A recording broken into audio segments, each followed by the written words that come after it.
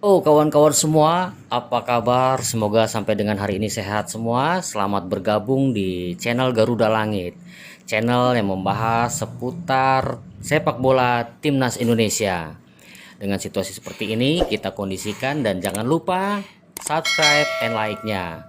Oke, kawan-kawan semua, selamat menyaksikan. Halo kawan semua, jumpa lagi bersama gue Martin di sini. Apa kabar kalian semua? Semoga dalam keadaan sehat. Oke. Ya, di video kali ini agak telat nih gue ngepostnya ya, update-nya karena berbagai kesibukan.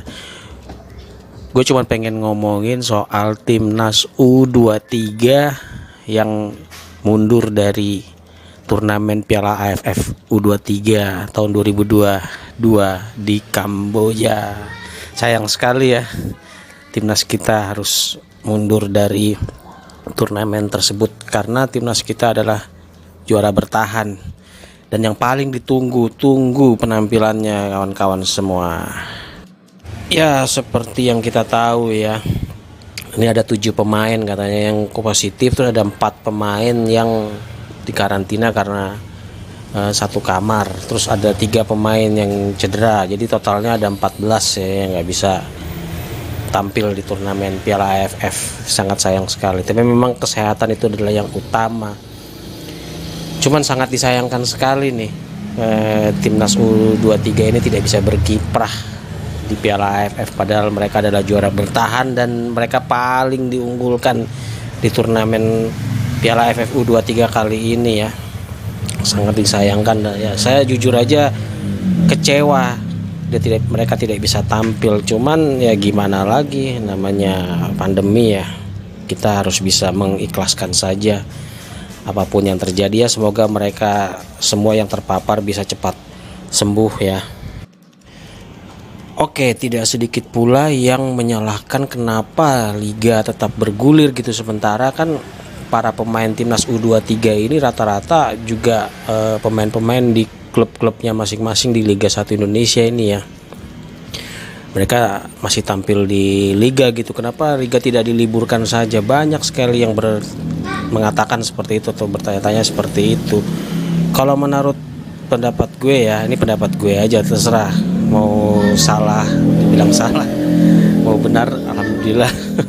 Pokoknya ini hanya opini gue. Kalau bagi gue sih sebenarnya nggak ada masalah ya liga tetap digulirkan. Toh karena ini kan turnamen kelompok umur ya U23. Jadi Liga 1 tetap bergulir juga nggak masalah sih menurut gue sendiri nih ya. Ya karena ini kan turnamen kelompok umur gitu, tidak masuk dalam kalender FIFA, jelas itu ya, tidak masuk dalam perhitungan poin FIFA juga. Ini turnamen kelompok umur dan rata-rata memang pemain muda kita tuh ada di liga gitu. Yang jadi masalah sebenarnya bukan liga tetap bergulir, tapi protokol kesehatannya gimana ketika mereka ada di Bali. Kan pertandingan dipusatkan di Bali tuh, liga tuh. Itu prokesnya sih sebenarnya yang jadi masalah. Dan mudah-mudahan juga bukan salah ketik ya. Seperti itu. Jadi yang saya tekankan di sini adalah bukan karena faktor liga tetap bergulir. Liga kan nggak ngaruh ke turnamen kelompok umur di negara-negara yang sepak bolanya maju. Di Jepang lah, di Korea itu walaupun ada turnamen kelompok umur, liga tetap berjalan kecuali kalau misalnya itu tim nasionalnya ya, tim nasional seniornya. Itu baru liga berhenti, ada FIFA Match Day, baru liga berhenti ya, seperti itu. Kalau turnamen kelompok umur mah nggak masalah. Kelompok umur itu karena memang ada faktor ini juga, faktor X juga. Misalnya timnas kita tuh terlalu ditarget juara gitu. Seharusnya sih nggak perlu ditarget juara. Kalaupun juara alhamdulillah, tapi kalau nggak juara ya sudah. Itu kan yang penting kan pemahaman taktik, belajar fokus di situlah.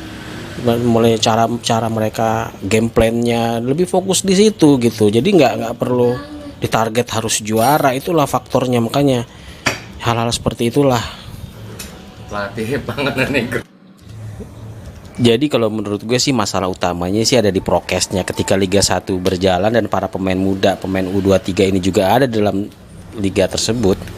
Itu prokesnya gimana gitu. Itu saja sih yang menjadi masalah.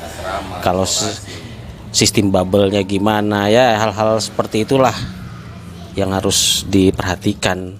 Dan yaitu kalau ada plan-plan lainnya itu, ini sangat jadi pengalaman ya, pengalaman berharga banget buat PSSI ke depannya. Semoga tidak terjadi lagi hal-hal seperti ini gitu.